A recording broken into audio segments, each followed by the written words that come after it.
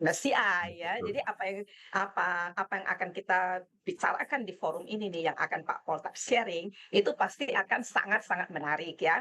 Karena kenapa? Begitu banyak perhatian dari regulator yang dicurahkan terkait kasus ini gitu ya Pak Poltak ya. Betul, Bahkan Bu. bahkan OJK 1 bahkan mengundurkan diri, KIDX 1 sampai mengundurkan diri. Jadi ini memang signifikan lah ya. Jadi Pak Poltak berkenan memberi warna, memberi pencerahan ya Pak ya. Saya tidak berpanjang lebar, waktu saya serahkan kepada Pak Poltak. Mohon maaf juga Ibu Bapak, tadi agak terlambat mulainya. Silakan Pak Poltak. Thank you. Ya, terima kasih Bu Lili. Selamat siang Ibu Bapak sekalian. Adalah kehormatan bagi saya untuk bisa hadir pada acara AP ini dan kebetulan ada materi yang sudah saya siapkan untuk menjelaskan mengenai MSCI itu karena memang MSCI seperti tadi Bu Lili sampaikan punya posisi yang khusus khas di pasar modal global. Nah, sebenarnya yang pertama kali menanyakan kepada saya itu sebenarnya adalah Asosiasi Dana Pensiun Indonesia, ADPI. Jadi ketika kita tahu tanggal 28 Januari ada pengumuman dari MSCI yang disiarkannya mungkin waktu Jakartanya tengah malam ya, subuh lah kira-kira. Kemudian kita pagi-pagi jam 6 sudah langsung lihat message berturut-turut menanyakan pendapat. Nah, kemudian pas pembukaan perdagangan tanggal 28 tersebut langsung belum buka aja udah minus 6%, cukup signifikan. Nah, ada beberapa langkah yang terjadi, peristiwa yang terjadi, dan selanjutnya ada saya dari Pak Titoyo dari ADPI yang hubungi saya. Pak Poltak, ini sebenarnya MSCI ini bentuknya seperti apa sih? Apa yang mereka kerjakan gitu. Kemudian apa yang harus menjadi perhatian kita dan kita sebagai dana pensiun harus bagaimana? Karena memang uh, dana pensiun itu mendapat tugas, bukan tugas, tapi mendapat himbauan untuk meningkatkan eksposur mereka terhadap ekuitas sampai mencapai 20%. Nah, jadi pertanyaan-pertanyaan itu saya pikir pada waktu itu sangat-sangat relevan dan oleh sebab itu kenapa kemudian saya menyusun materi yang nanti akan saya sampaikan ini dari diskusi desktop dan kemudian juga sempat berdiskusi dengan officer dari MSCI yang ada di Singapura yang kebetulan adalah regional dan dari situ saya mendapat gambaran mengenai seperti apa MSCI itu sudah sampaikan kepada ADPI dan sambutannya cukup baik, cuma mereka memang tadi open end question. Jadi Pak, kita selanjutnya mesti ngapain nih Pak? Kita udah digambarkan mengenai MSCI. Nah mungkin kedepannya tentu penting bagi kita untuk melihat apa yang menjadi kebutuhan investor institusi lokal dalam ini, karena memang secara kebetulan apa yang menjadi kepentingan investor institusi lokal itu juga berimpitan dengan apa yang menjadi kebutuhan atas investor institusi internasional yang akan menjadi fokus pada pembahasan saya pada siang ini. Oke, saya nggak akan berpanjang waktu. Sebentar saya akan sharing dulu screen saya, Bapak ya. Oke, mudah-mudahan apakah sudah terlihat jelas? Ya, sudah Pak. Oke, jadi gambarnya ini ya Bu Bapak mengenai MSCI dan investor institusi internasional. Ada dua kata yang penting di sini adalah pertama investor institusi dan ada kata internasional karena memang saya sebutkan tadi investor institusi punya kebutuhan yang sangat khas. Lebih dari itu, investor institusi internasional juga punya kebutuhan yang khas yang memang menjadi signifikan yang membedakan mereka dengan investor institusi lokal. Saya akan mulai dengan suatu pertanyaan kira-kira ya. Kalau misalnya muncul, nah yang seperti ini kebetulan ini saya dapatnya dari materi yang bisa kita sampaikan secara reguler kepada banyak pihak di Bursa Efek Indonesia. Nah ini ada gambaran ini Bapak. Jadi kalau kita perhatikan di sini adalah performa selama 10 tahun terakhir atas berbagai indeks yang ada di dunia. Jadi kalau kita lihat di atas ya, yang paling atas siapa ya? Turki ternyata. Oke, ada Amerika S&P 500 ternyata selama 10 tahun terakhir naik 239%. Ya, ada Vietnam, kemudian ada India, ada Norwegia, ada Dow Jones juga, ada Jepang, Polandia dan lain-lain. Indonesia di sini selama 10 tahun terakhir meningkat 81,35%, sementara Filipina walaupun sudah 10 tahun ternyata malah turun 8,96%. Tetangga kita Malaysia cuma selama 10 tahun kayaknya muter di tempat yang sama, naiknya cuma 2,86%, Thailand 2,92%, dan seterusnya. Nah, tentu pertanyaan yang pertama tadi saya sebutkan tadi, ada masalah apa dengan deretan indeks ini? Yang paling utama dari deretan indeks ini adalah salah satu ya Bapak, yaitu semuanya dituliskan dalam mata uang lokal. Jadi kalau Irlandia di sini 93%, ya ternyata diukur berdasarkan mata uang euro. Jepang 180% dalam mata uang yen, kemudian India tentu dalam mata uang rupiah, kemudian Vietnam adalah uang dong, yang kita tahu Switzerland 49% itu dalam mata uang franc Swiss. Yang kalau kita tanya saat ini, Ibu Bapak mungkin kalau ditanya ya, berapa sih nilai tukar rupiah terhadap mata uang tersebut? Kayaknya kita nggak bisa segera jawab ya, karena memang bukan bagian kita, memang kita cukup kenalnya paling dengan US dollar atau dengan euro atau dengan dolar Singapura. Nah, jadi kembali lagi, list yang seperti ini, deretan indeks yang tertulis seperti ini, itu punya masalah Ibu Bapak, yaitu apa? Tersedianya dalam mata uang lokal. Sehingga bagi kita nggak gampang untuk bisa mencerna. Sebenarnya performa seperti ini dalam mata uang saya itu bagus apa jelek ya? Atau jangan-jangan sama aja? Atau bagaimana gitu? Nah, itu yang menjadi bagian dengan masalah utama dari indeks yang saya sebutkan di sini. Selanjutnya, nah ini juga adalah salah satu masalah lagi ya. Ini kalau misalnya deretan indeks ini ada Dow Global, ada Dow Jones Global X US, ada Asia Dow dan seterusnya dan seterusnya. Nah, ini juga ada satu masalah lagi, Bu Pak, yaitu apa? Kalau kita perhatikan di sini ada kita, bentar ya, saya hidupin ini dulu, pointersnya dulu. Nah, kalau kita perhatikan di sini ada JSX Index, Indeks Komposit Indonesia, IISG yang kita kenal. Ada berapa saham yang masuk di dalam IISG? 950. Ada banyak sekali karena sifatnya adalah komposit. Tapi di sini juga ada Nikkei yang ternyata cuma 225. Ada Kospi yang sekitar 40, ada Straits Times yang sekitar 30, kemudian juga ada Astra Ordinaries yang sekitar 500, tetapi Australia S&P-nya 400. Ada Dow Jones Global yang isinya 100, Dow Jones X US juga isinya 100, dan seterusnya dan seterusnya. Ini kita punya masalah satu lagi nih. Ternyata setiap indeks ini pun nggak bisa dibandingkan. Kenapa? Isinya beda-beda. Jumlahnya aja beda-beda, populasinya beda-beda. Nah, jadi kalau tadi yang pertama aja dari sisi mata uang, kita tuh punya kesulitan gambaran untuk bisa membandingkan dengan mata uang kita sendiri, ini juga sama. Kita juga nggak ada gambaran kalau misalnya di negara tersebut seperti Nikkei yang 225 tadi, itu siapa aja isinya. Apa yang bisa masuk di Nikkei, apa yang bisa masuk di Jepang, kira-kira di Hang Seng itu bisa masuk atau enggak padanannya atau yang lainnya. Nah, ini yang menjadi kesulitan. Jadi kita bisa melihat bahwa ternyata kalau kita masuk dalam kacamata investor global, kita punya masalah. Satu, pertama adalah mata uang yang berbeda-beda. Nomor dua adalah kriteria yang direfleksikan dalam jumlah suatu indeks. Ternyata di sini kita bisa lihat jumlahnya macam-macam, konstituennya macam-macam, sehingga kalau misalnya kita sebagai investor global ya harus berinvestasi di banyak negara, maka ini akan menjadi kesulitan kita untuk pertama menerjemahkan performa dari suatu harga saham di suatu pasar atau suatu indeks dengan yang lainnya, termasuk dengan yang sepadan dengan itu. Tentu kalau misalnya China kan kita nggak mungkin bandingkan dengan Australia, kita tahu Australia negara maju, China negara berkembang. Hong Kong itu masuknya mana? Hong Kong masuknya ekonomi maju, tetapi ternyata banyak di dalam saham-saham yang listed di Hong Kong itu ternyata berasal dari mainland China. Unik sekali kan, tentu Malaysia emerging market, Filipina emerging market, kemudian kita tahu misalnya seperti Vietnam masih masuk frontier market. Jadi kita lihat di sini masalah utama dengan sudut pandang investor institusi adalah mereka harus berhadapan dengan kompleksitas yang luar biasa terkait dengan metodologi masing-masing indeks yang digunakan di masing-masing pasar, termasuk juga mata uang yang diterapkan pada indeks tersebut. Jadi ini kalau yang bagian ini dulu ketika muncul ya Ibu Pak, ini sekedar background-nya pada waktu itu Pak Husain masih di Bursa Efek Indonesia, komentar beliau begini, ini nggak bisa dibandingin ini. Kenapa? Ini mata uangnya udah beda-beda semua. Jadi sebaiknya kita hati-hati melihat gambaran perbandingan seperti ini. Jadi saya sangat ingat pada waktu itu Pak Husain mengkritik seperti itu. Iya benar juga ya, saya ya udah cukup lama melihat, iya benar ini nggak bisa dibandingkan dan memang seharusnya tidak dibandingkan, maka kita perlu pembanding yang lebih sepadan pada masing-masing negara. Oke, kita akan maju. Nah, kalau kita lihat tadi mata uang, apa sih masalahnya dengan mata uang? Tadi kita lihat, memang Turki performanya nomor 1 di berbagai market. Tetapi jangan lupa ternyata mata uangnya Turki, yaitu lira Turki, itu punya masalah.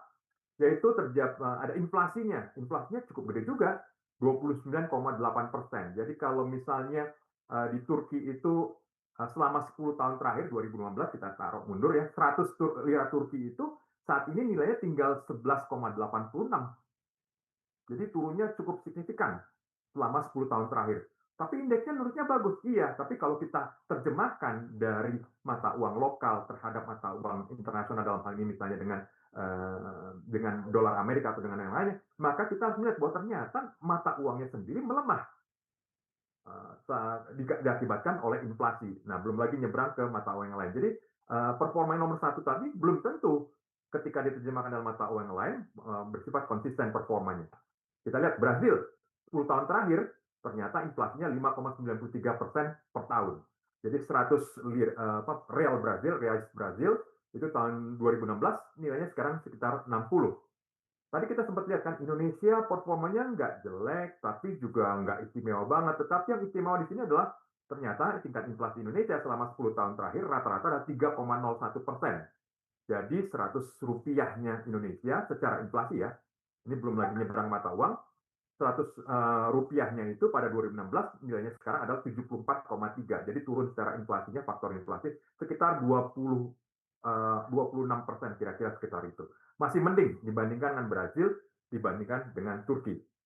Tapi kembali lagi, kalau kita sebagai investor, kita harus mempertimbangkan ini, tingkat inflasi negara tersebut seperti apa. Jadi nggak bisa karena semata-mata performanya bagus, tapi ternyata ada faktor inflasi yang berpengaruh sangat besar. Jadi kalau misalnya dengan diskusi dengan mahasiswa, ya biasanya saya pernah menyampaikan seperti ini, ya nggak heran Pak, performanya bagus karena inflasinya aja udah tinggi gitu. Jadi memang salah satu fungsi dari investasi di portfolio ekuitas itu untuk bisa mengatasi atau untuk mempertahankan daya beli memang terbukti. Turki dengan inflasi yang tinggi, performa indeksnya juga relatif tinggi dibandingkan negara-negara lain. Oke, problem nomor 4. Nah, ternyata ini Vietnam itu juga punya free float rata-rata sekitar 5%. Dan kemudian mereka juga memiliki pembatasan pemilikan asing, ada sektor perbankan dan sektor-sektor strategis yang lainnya. Karena kita tahu bahwa Vietnam ini adalah negara yang masih central control dari pemerintahnya di bawah pemerintahan komunis. Jadi di sini kalau kita melihat tadi performanya Vietnam cukup bagus, ternyata free float-nya juga masih rendah. Jadi apakah kalau diberikan free float lebih besar, performanya akan sama? Belum tentu. Gimana dengan mata uangnya? Juga sama. Nah, jadi kembali lagi ini masalah tadi pertama masalah inflasi, nomor 2 ternyata free float-nya juga berbeda-beda. Nomor 3, ini juga ternyata performa dari masing-masing indeks tersebut juga bisa nggak merata secara waktu. Nah, jadi kalau kita lihat tadi Nikkei 225, anggotanya 225, itu ternyata selama 10 tahun terakhir cuman punya performa yang kontribusi yang signifikan itu selama 3 tahun terakhir. Sisanya 7 tahun sebelumnya relatif datar, flat. Jadi kita lihat bahwa ada konsentrasi, ada bulging, ada konsentrasi yang cukup besar dari performanya. Ini mungkin akan gabungan antara tingkat inflasi, dengan nilai tukar, free float, dan berbagai dinamika yang lainnya. Nah, bagaimana dalam, ini kalau tadi baru inflasinya, ya dari inflasinya, berarti internal mata uang itu sendiri. Bagaimana dengan US dollar? Ternyata bisa ceritanya akan beda lagi karena masing-masing negara punya kebijakan atas mata uang yang berbeda-beda. Kita tahu kalau kita di Indonesia sebenarnya selalu ingin sih supaya rupiah itu menguat. Tetapi ada beberapa negara seperti Jepang yang justru melihat bahwa kalau mata uang yen menguat justru dianggap sebagai ancaman. Sama seperti juga Korea, itu juga melihat kalau mata uang yang menguat itu sebagai ancaman. China juga kira-kira mirip seperti itu. Sementara Thailand, yang kita tahu saat ini mata uangnya sedang menguat, saya baru tadi makan siang dengan seorang teman yang dari Thailand mengatakan, iya ini mata uang Thailand yang menguat ini justru merugikan buat kita. Kenapa? Karena turisme itu jadi menurun karena bepergian atau berpariwisata ke Thailand itu ternyata jadi lebih mahal.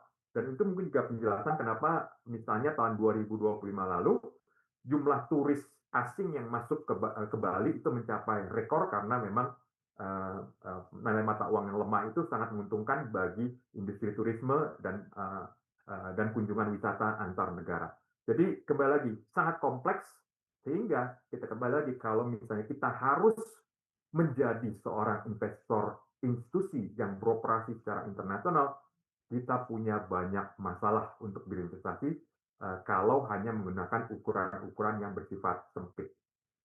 Jadi terakhir ya, ternyata memang susah ya jadi investor internasional, dan itu sebabnya kenapa investor internasional membutuhkan alat bantu untuk mengukur dan membandingkan performa masing-masing pasar.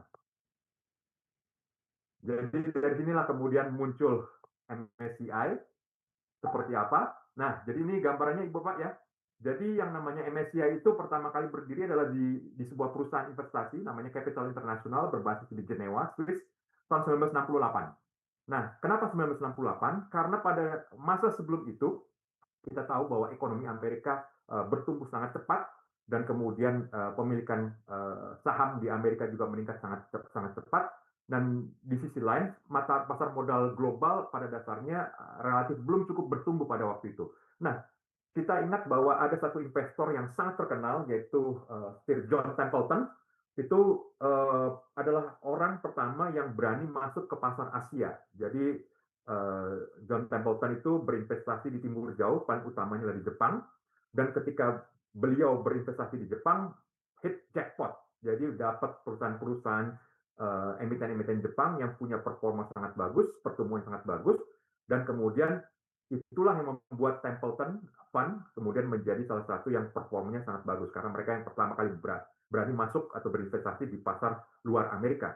Nah, oleh sebab itu melihat kesuksesan Templeton tadi, mulai terpikirkan, oh kalau kayak gitu kita perlu nih bikin ukuran supaya investor internasional itu bisa masuk ke pasar-pasar non Amerika. Nah, itu yang inisiatif yang diambil oleh Capital International, dan mereka memulai dengan indeks pertama atau pengukuran atas saham global non Amerika di tahun 1969.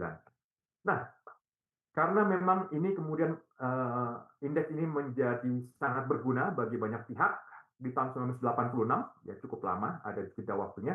Morgan Stanley mengadakan kemitraan dengan Capital International. Jadi Morgan Stanley sebagai house yang cukup besar, signifikan dan juga beroperasi secara internasional, memberikan lisensi untuk penggunaan merek MSCI. Morgan Stanley Capital International yang digunakan sebagai acuan investasi nasional internasional. Jadi mulainya adalah Capital Nasional, kemudian bersama-sama dengan Morgan Stanley mereka membentuk dan menggunakan lisensi merek yaitu MSCI. Nah, selanjutnya tahun 2004 MSCI mengakuisisi Barra, ini perusahaan senilai $816 juta, yang kemudian fokusnya adalah risk management dan analisis investasi portofolio. Dari sini kemudian dari akuisisi ini kemudian namanya berubah lagi menjadi MSCI Barra.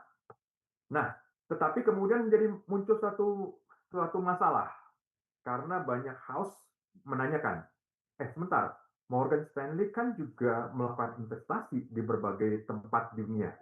Tapi Morgan Stanley juga punya stakes atau punya investasi juga di MSCI. Gimana caranya Morgan Stanley bisa menyatakan atau meyakinkan masyarakat atau investor secara global bahwa mereka itu independen?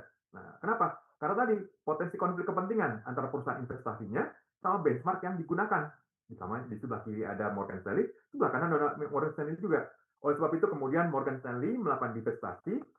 Jadi tahun 2007 MSCI IPO di New York Stock Exchange, dulu ticker code-nya MXB, kemudian berubah menjadi MSCI di tahun November 2007.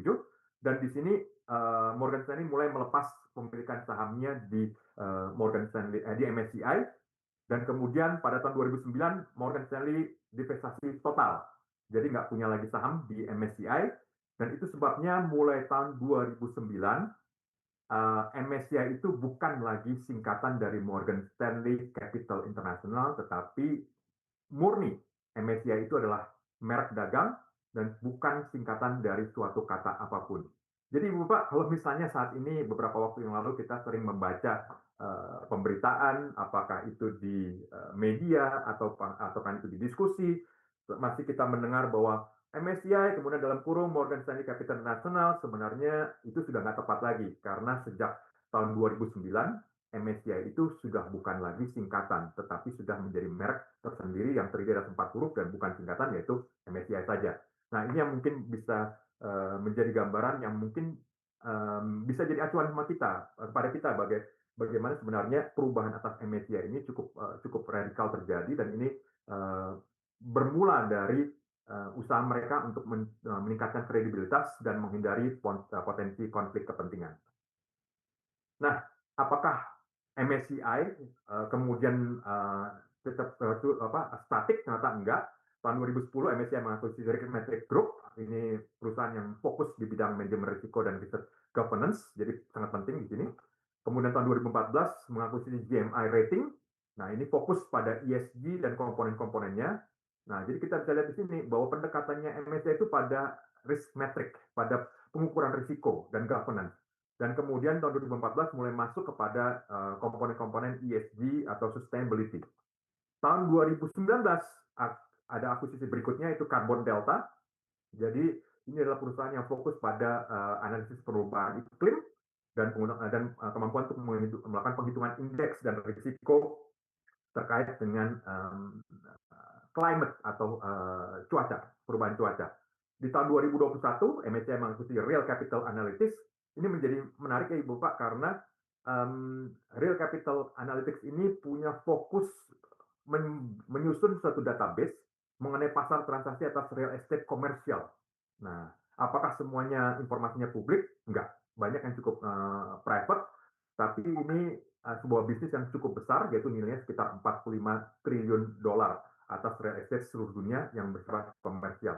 Jadi, kalau kita bisa lihat Ibu Bapak ya, jadi pertama tuh memang MSCI itu fokusnya pada governance dan manajemen risiko, nomor 2 pada sustainability, nomor 3 pada risiko climate, perubahan cuaca, dan kemudian juga kita lihat akuisisinya terhadap real estate juga menggambarkan bahwa ternyata seiring dengan waktu MSCI makin melengkapi cakupan mereka dalam mengamati atau menilai suatu rangkaian investasi, baik itu publik maupun non-publik.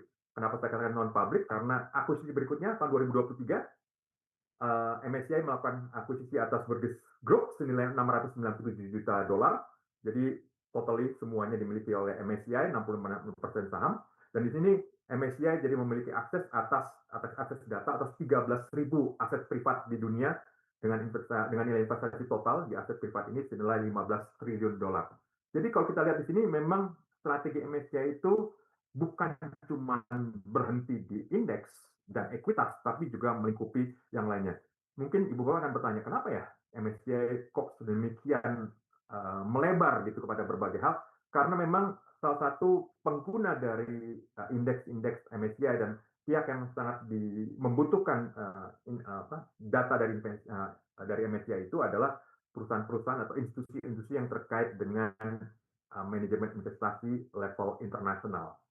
Mereka memerlukan data yang bersifat publik dan juga mereka memerlukan data yang bersifat private dan gambaran investasi yang total, bukan cuma terkait dengan portofolio, tetapi manajemen risiko, ESG, perubahan cuaca, kemudian juga real estate komersial, dan juga transaksi yang bersifat private.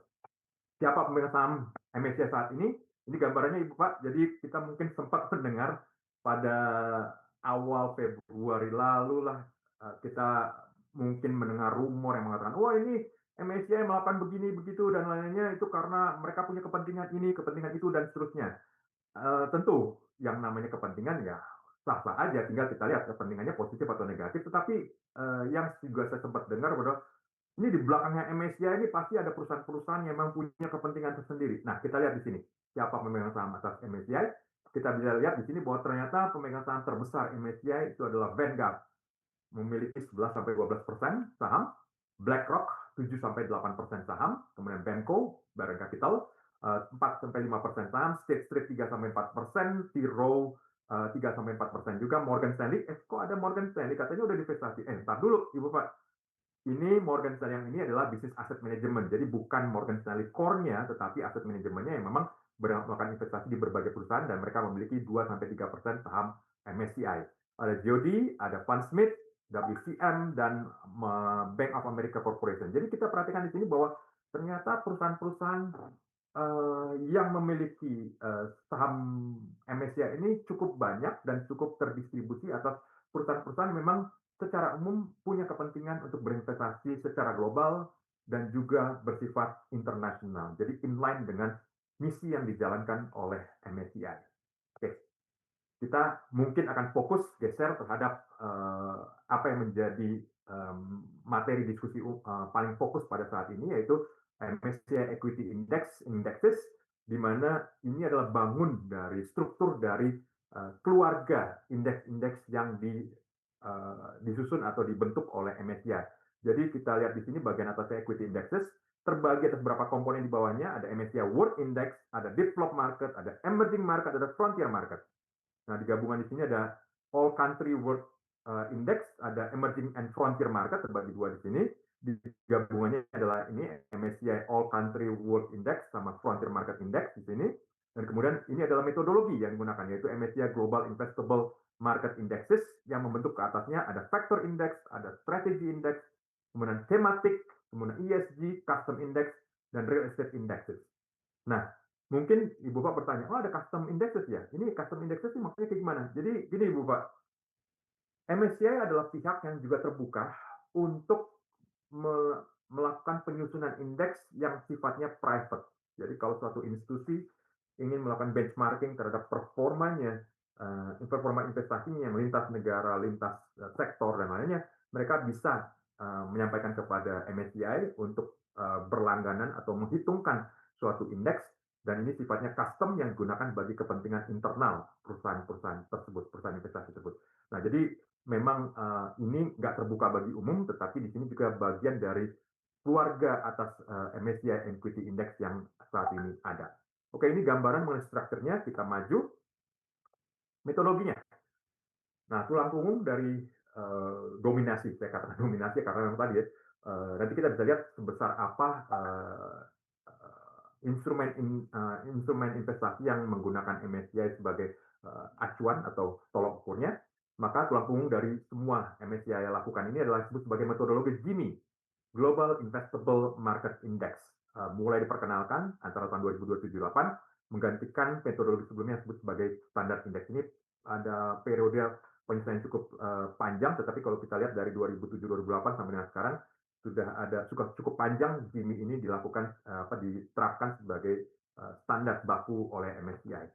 Nah, cara pandangnya begini Ibu Pak. Jadi GIMI ini bertujuan adalah memetakan 99% peluang investasi yang mungkin pada setiap segmen pasar. Jadi mungkin kalau Ibu Bapak bertanya, maksudnya setiap segmen pasar seperti apa? Nah, secara umum pasti akan terbagi atas building block. Nah, building blocknya seperti apa? Ada yang large, ada yang mid, ada yang small. Kira-kira bentuknya seperti ini, Bapak. Jadi kalau metodologinya ini adalah semua universe, semua perusahaan-perusahaan yang listed di seluruh dunia. Nah, kemudian selanjutnya ada yang listed tapi ternyata nggak masuk investable, karena Jimmy ada kata investable-nya tadi. Maka ada subsetnya di sini, investable equity universe pasti akan lebih kecil. Ada microcap universe di sini. Sudah investable tadi masih kebagi lagi. Dari universe tadi diturunkan lagi indexes. Kenapa? Karena tidak setiap komponen itu punya bobot yang sama. Sementara indeks kan harus menyesuaikan pada bobot-bobot yang ada. Nah, kemudian di sini juga ada microcap indexes. Kemudian dari investable market indexes tadi diturunkan lagi, dipecah menjadi tiga secara umum, yaitu large cap, mid cap, small cap. Nah, microcap indexes ada di sini, yang kalau digabungkan semuanya akan menunjukkan all cap indexes, large cap, mid cap, small cap, micro cap. Nah, disinilah semua yang indexes ini yang merangkum sekitar 99% peluang investasi yang mungkin pada setiap segmen pasar. Oke, kita akan maju ke berikutnya. Nah, apa sih bedanya MSCI dengan indeks-indeks yang lainnya, dengan indeks yang disusun oleh Dow Jones misalnya, yang disusun oleh S&P 500 atau yang disusun oleh stocks dan lainnya. Nah, yang sangat unik dari MSCI itu adalah mereka menerapkan harga mati atas free float adjusted market capitalization. Nah, free float adjusted berarti mau sebesar apapun market cap suatu indeks atau suatu pasar, buat mereka irrelevan kalau tidak dilakukan free float adjustment, disesuaikan. Oke, kenapa seperti itu? Karena sudut pandang MSCI adalah free float tadi terkait dengan ketersediaan suatu porsi saham bagi publik yang dapat dimiliki oleh investor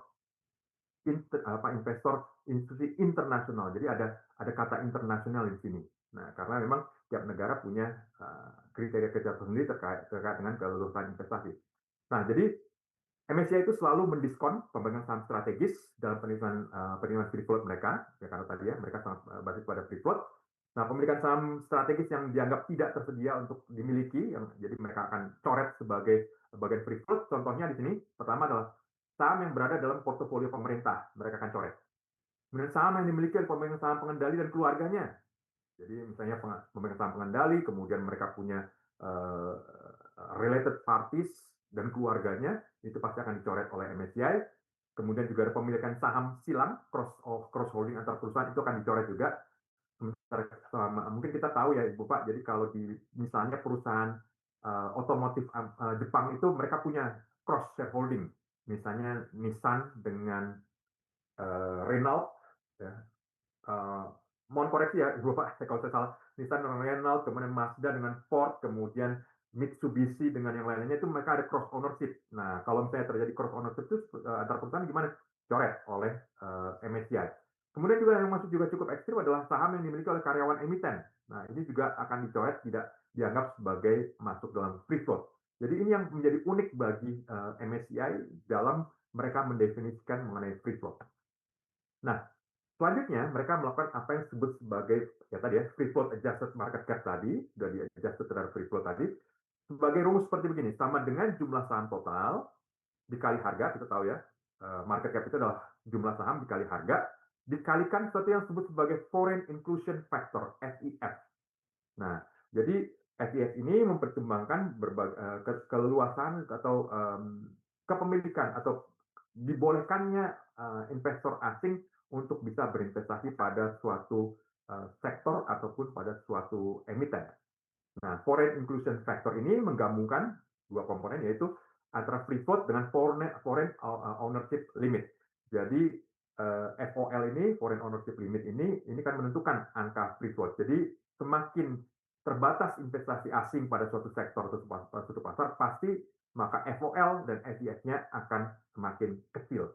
Jadi mungkin kita bisa dapat gambaran Ibu Bapak ya di sini jauh ini ya, bahwa memang MSCI itu sangat berorientasi pada investor internasional.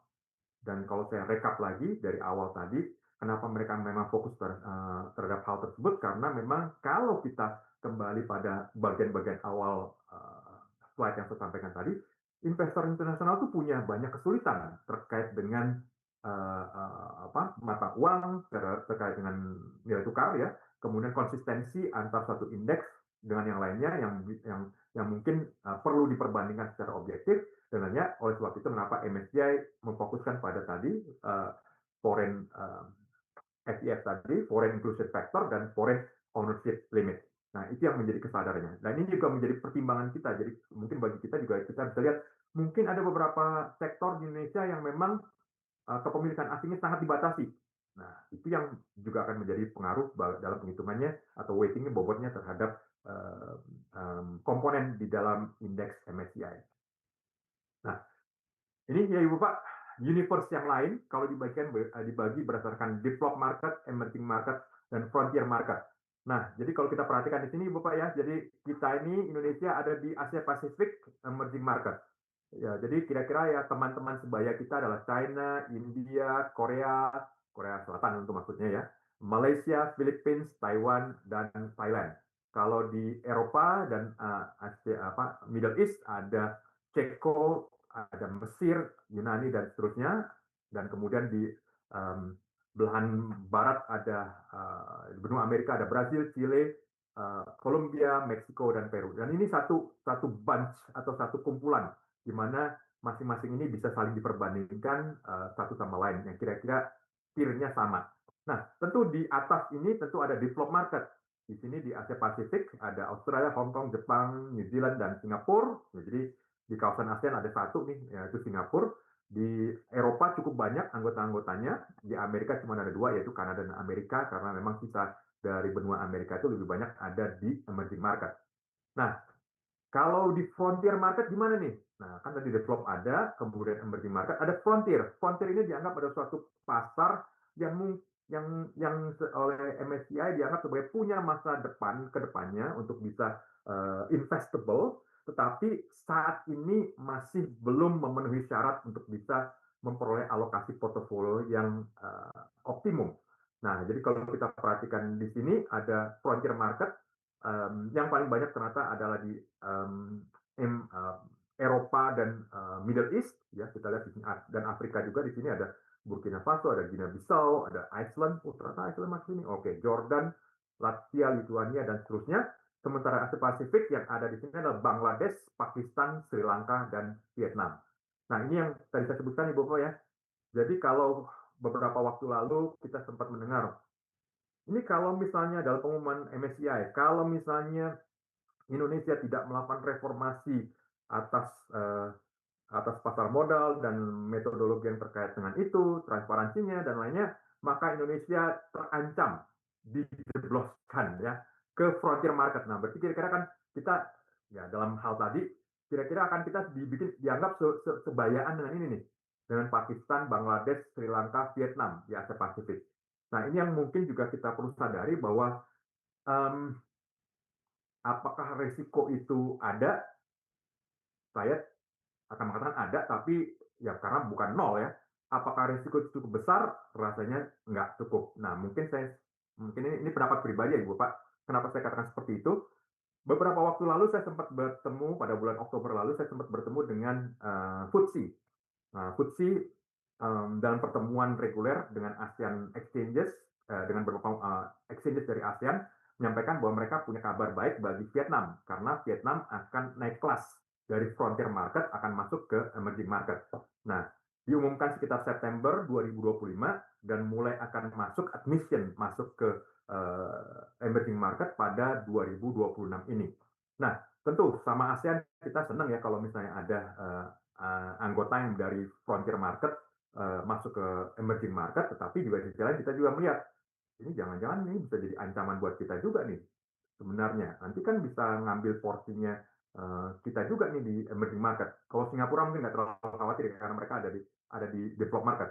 Nah, bisa masuk juga sebagai ancaman. Nah, sampai kemudian kita coba assess ya, ternyata walaupun FTSE sudah berencana akan melakukan admission atau menaikkan Vietnam dari frontier market menjadi emerging market, tetapi ternyata masih ada beberapa kendala. Bukan kendala, tapi ada beberapa masalah yang perlu diselesaikan oleh Vietnam untuk bisa bobotnya lebih meningkat di mata FTSE. Pertama, Vietnam masih memiliki restriction atau pembatasan pemilikan asing atas saham-saham perbankan. Nah, itu nomor satu. Selain itu juga ada pembatasan terkait dengan saham-saham sektor finansial dan beberapa industri lainnya. Saya nggak akan lebih detail lagi, tetapi di sini memang pembatasan asingnya masih sangat tinggi di Vietnam, karena memang kita tahu negara tersebut masih centralized. Nomor dua, ternyata Vietnam sampai sekarang masih belum memiliki central clearing untuk perdagangan. Nah, ini menjadi penting ya Ibu Bapak, karena bagi investor institusi, keberadaan central clearing company itu menjadi krusial karena bagian dari manajemen risiko portfolio mereka. Nah, kapan Vietnam akan melakukan atau menyelesaikan pembangunan central clearing atau professional central clearing mereka? Dari diskusi dengan teman-teman di Vietnam, mereka menyampaikan mungkin sekitar tahun 2027 lah. Jadi masih tahun lagi mereka akan bisa menyelesaikan itu, kemudian mereka akan melakukan testing dan lainnya.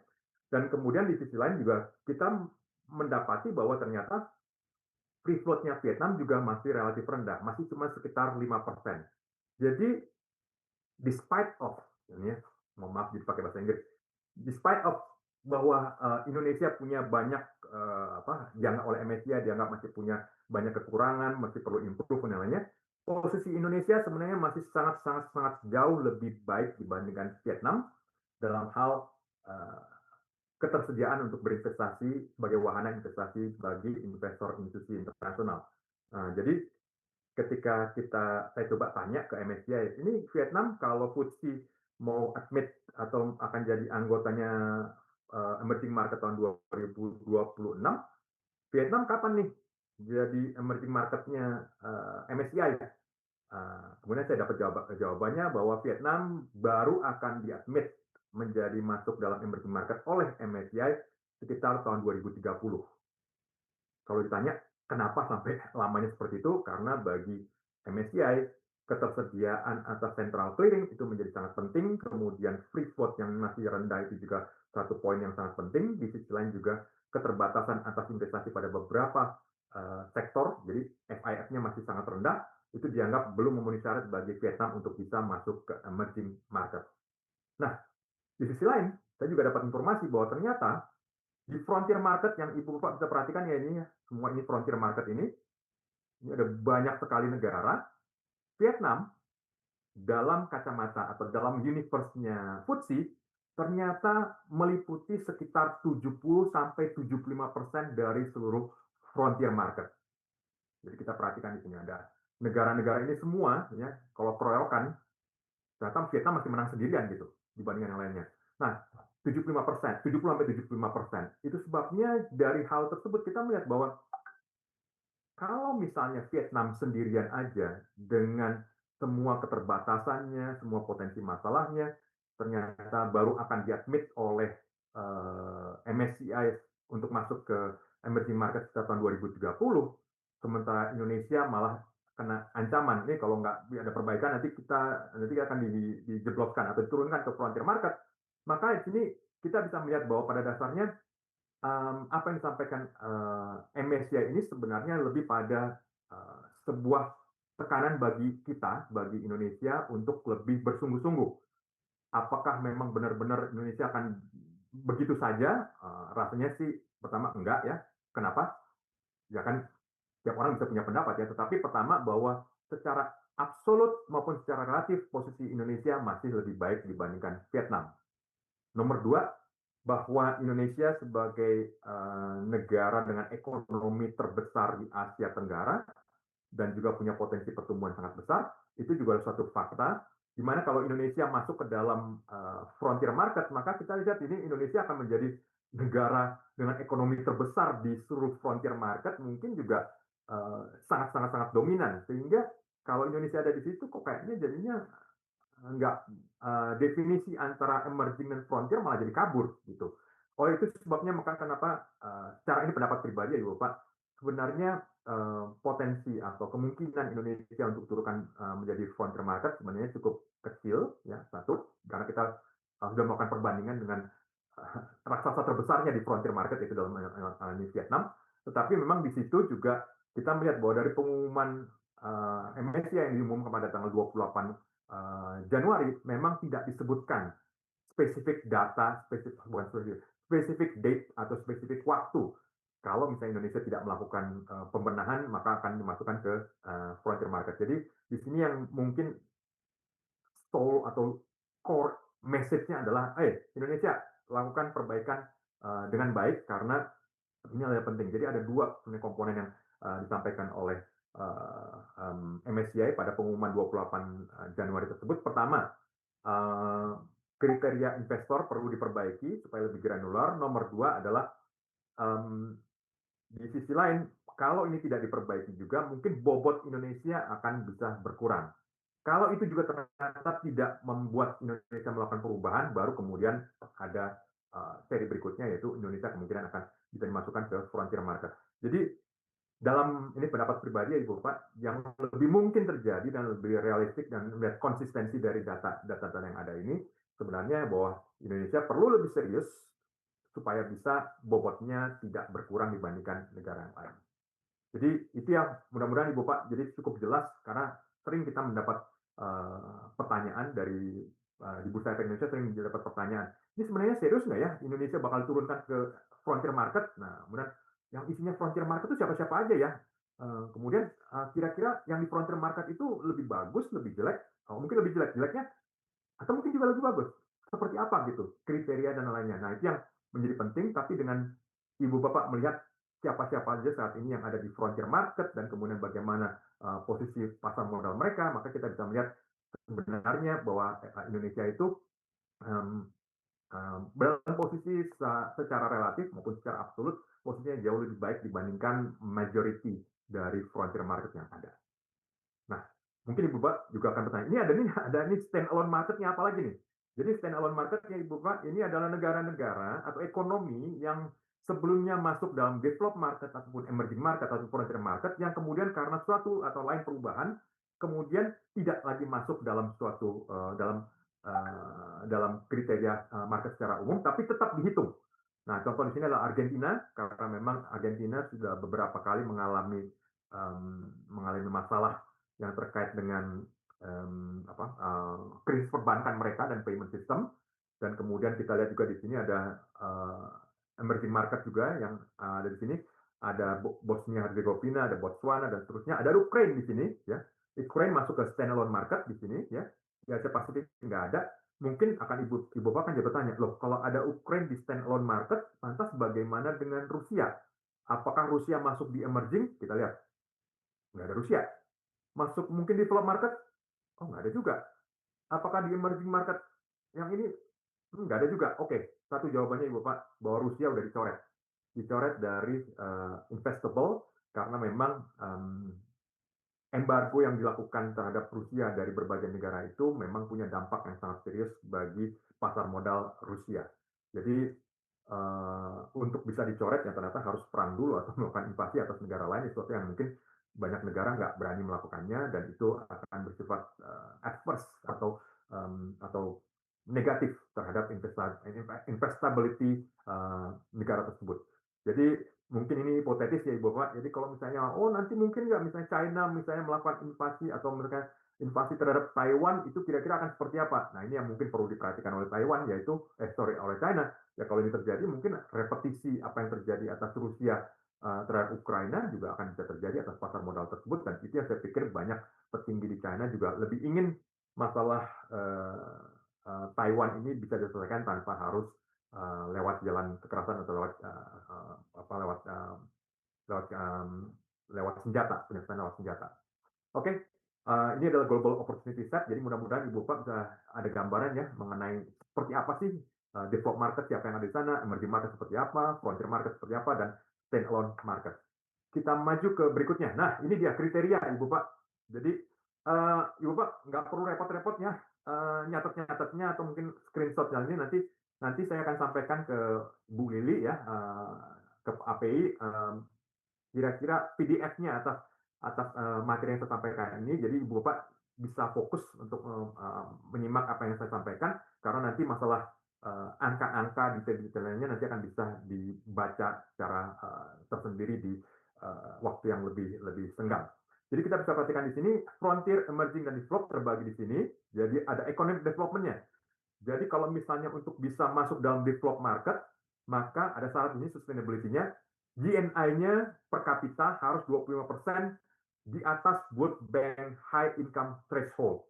Nah, jadi kalau di sini ada asterisk ya, selama 3 tahun berturut-turut. Nah, kita lihat nih asterisknya ada di mana. High Income Threshold tahun 2023 per kapitanya 14.005. World Bank pakai asas method. Oke, ini satu. Nah, kemudian size and liquidity-nya. Entry requirement, number of companies yang memenuhi standar kriteria untuk 8 index review sebelumnya, untuk index review ada cycle-nya, ya kalau jadi 2 tahun terakhir, minimum ada 5 di sini. Company size-nya adalah full market cap-nya $5 miliar, float market cap-nya adjusted adalah minimum adalah $2,9 miliar, kemudian security liquidity-nya ada ukurannya, annualized trading value, ya sini ratio, dan kemudian maintenance-nya kalau misalnya udah masuk, kemudian harus maintain, setidaknya ada 1, ada kriteria sini. Jadi kita lihat di sini harus ada 5. Nah, kalau di emerging nggak sampai perlu 5, cukup 3 saja udah bisa masuk di sini. Yang penting bisa maintain. Kalau di frontier memang paling nggak harus ada 1. Nah, kemudian market accessibility-nya openness to foreign harus very high ya di developed market. Kemudian ability for investment instrument harus unrestricted, dan kemudian stability of institutional framework juga harus very high. Nah, di emerging, openness-nya levelnya signifikan, kemudian ease of capital inflow and outflow ada signifikan, kemudian efisiensi operasional good and tested. Nah, jadi ini yang balik lagi Bapak ya, efisiensi of operational framework ini adalah juga yang termasuk kenapa Vietnam belum bisa masuk emerging market, karena tadi mereka belum punya central clearing. Nah, availability of investment instrument di sini harus posisinya juga high, availability-nya tersedia. Stability of institutional framework juga modest lah. Ini. Nah, Ibu Pak, ini juga adalah salah satu penjelasan kenapa ada 2 pasar yang sebenarnya secara kriteria yang ini ya, GNI tadi sudah harusnya bisa masuk ke developed market, tapi tetap aja posisinya ada di emerging. 2 pasar yang saya maksud tadi adalah pertama adalah Korea Selatan, ya, yang memang secara GNI-nya sudah di atas kriteria World Bank. Nomor 2 adalah Taiwan. Nah, dua-duanya ini punya masalah. Mereka saat ini masih di emerging market, tapi belum bisa nyebrang ke developed market. Masalah mereka ada di mana? Masalah utama mereka sebenarnya ada pada, kalau untuk Taiwan, itu ada pada ease of capital inflow dan outflow. Jadi rezim devisa mereka belum cukup bebas untuk bisa in and out terkait dengan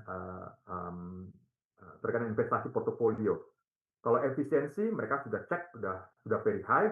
Availability of instrument investment juga relatif tinggi. Stability of internal framework juga cukup tinggi karena mereka juga sangat kuat di investor institusi yang terkait dengan lintas negara ya, atas asuransi. Jadi Taiwan itu yang paling hebat itu istimewa adalah asuransinya. Jadi mereka punya dana kelola yang cukup besar, tapi memang asuransi Taiwan itu lebih banyak berinvestasi di fixed income. Jadi kalau misalnya tadi handicapnya Taiwan itu ada di mana? Handicapnya Taiwan ada di sini, ease of capital inflow dan outflow. Nah, pertanyaan nomor 2, kalau handicapnya Korea Selatan ada di mana? Nah, ini yang cukup menarik ya, Ibu Bapak. Jadi kalau misalnya Korea Selatan itu cukup lama memang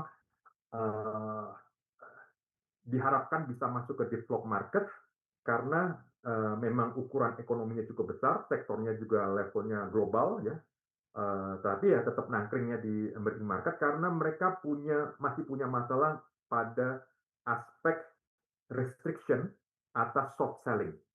Nah, jadi kalau misalnya developed market itu availability for short selling harus dibuka lebih luas dan ini ada kaitannya dengan efisiensi of operational kira-kira efisiensi of operational framework yang terkait dengan short selling. Nah, ini yang sempat bolak-balik ya, terjadi diskusi antara MSCI dan pemerintah Korea Selatan untuk bagaimana supaya bobot ini meningkat karena pemerintah Korea Selatan juga ingin bobot investasi di Korea Selatan itu meningkat, tapi memang masih belum menemui titik temu mengenai availability atas short selling. Kalau yang lainnya masih cukup sudah relatif terpenuhi. Jadi Ibu Pak, ini gambaran tadi ya mengenai frontier, emerging, develop yang bisa menjadi kriteria kapan suatu negara bisa nyebrang ke tempat yang lain. Tapi juga sekaligus kalau dia nyebrang, nggak bisa nyebrangnya sampai sekarang walaupun sudah terpenuhi karena apa? Itu tadi pertama kalau Taiwan adalah terkait dengan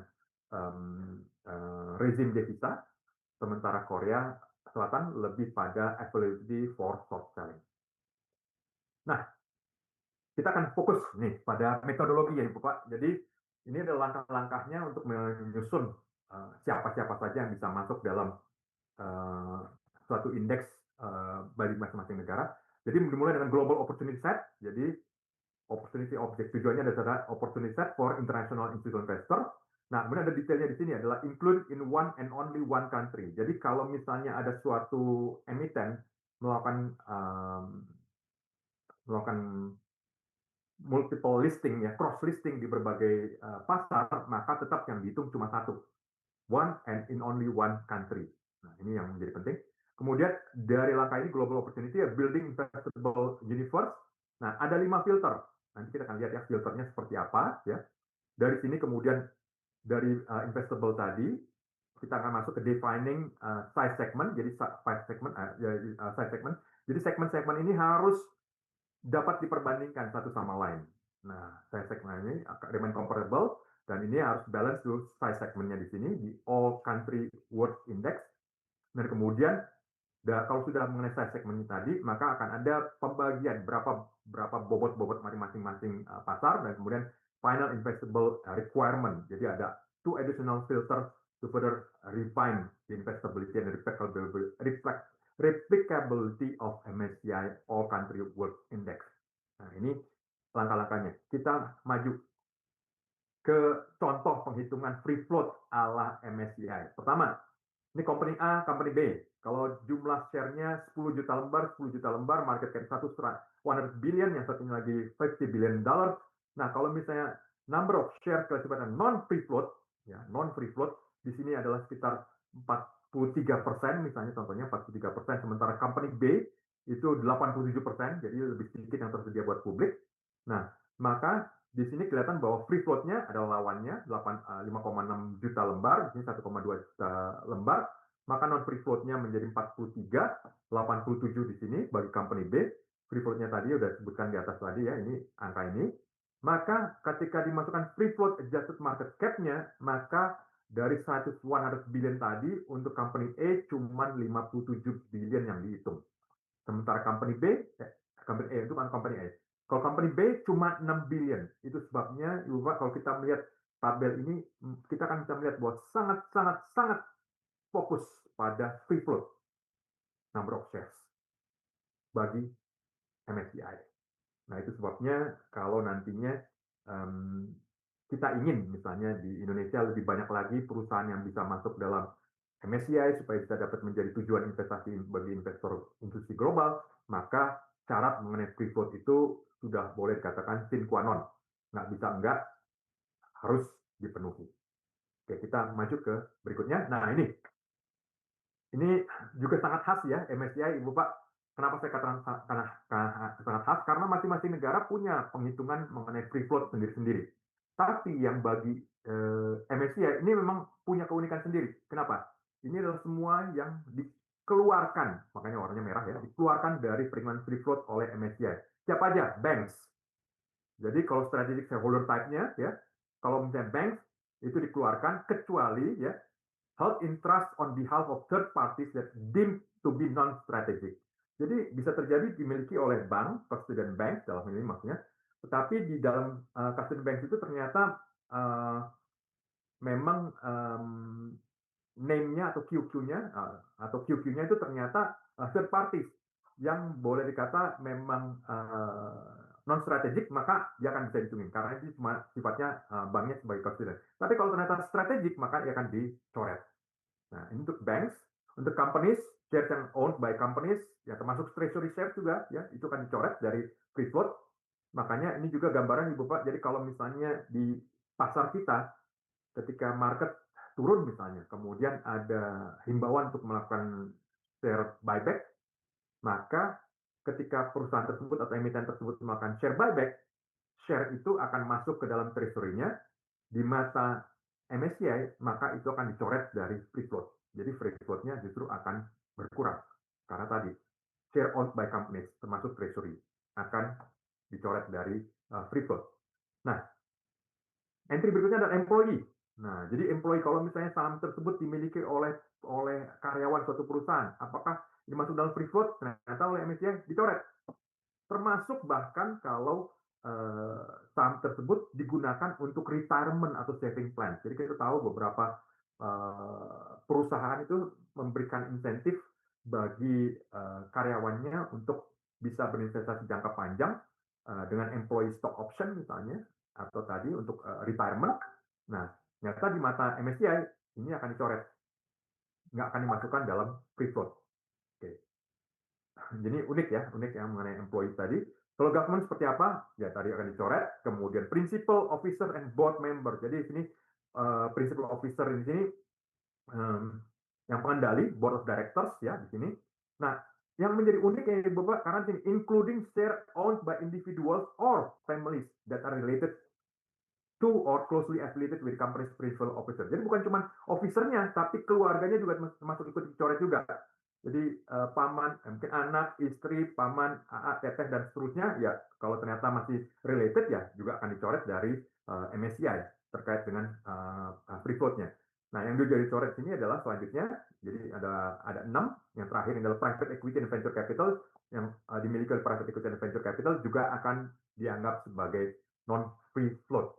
Jadi bisa kita lihat di sini keunikan dari definisi free float-nya MSCI. Kalau ini kan semua yang dikeluarkan, gimana kalau yang dimasukkan yang mana? Oke, fair kita lihat juga siapa yang bisa masuk dalam penilaian ini. Yang pertama, yang bisa masuk adalah yang dimiliki oleh hedge fund.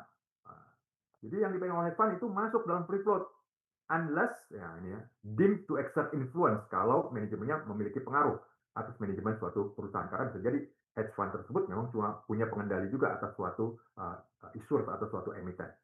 Siapa lagi yang bisa masuk dalam pemilihan free float, yaitu individuals, tapi sama seperti yang tadi sebelumnya disampaikan, excluding individuals or family that related or closely affiliated with the principal atau company's principal officer. Nah, kemudian di sini juga individual juga bisa dicoret juga kalau ternyata individual tersebut ya memiliki significant size. Ini yang punya individu perorangan, tapi ternyata signifikan, maka oleh MSCI itu akan ikut dicoret, nggak bisa masuk dalam free float. Nah, siapa lagi dalam free float yang oleh MSCI yang bisa dimasukkan adalah insurance company, ya, secara umum, investment fund, mutual fund, unit trust akan bisa masuk ini, pension fund bisa masuk, tapi kalau misalnya pension fund-nya, contoh misalnya pension fund-nya Exxon Mobil misalnya, maka ketika dana pensiunnya Exxon Mobil itu ternyata punya saham Exxon Mobil, maka itu akan dicoret dari pemilikan sebagai free float. Jadi excluding share by employing companies its subsidiary or associate. Jadi semua pensiunan bisa kecuali yang tadi memang perusahaan tersebut berinvestasi memang pensiun fund tersebut juga terafiliasi dengan perusahaan yang dimiliki dalam portfolionya. Security broker bebas secara umum masuk dalam free float unless within the same group. Nah, jadi kalau misalnya dalam same group itu pasti akan dicoret karena masih dianggap terafiliasi. Social security fund ini juga masuk dalam free float unless kalau ternyata punya influence atau pengaruh atas manajemen pada suatu company atau suatu emiten. Jadi Bapak, kita lihat ya di sini bahwa ternyata baik yang dikeluarkan maupun yang dimasukkan dalam free float ini definisinya MSCI ini cukup unik, beda dengan yang lain-lainnya, dan itu yang perlu kita perhatikan bagaimana mereka memandang emiten-emiten yang ada di pasar kita.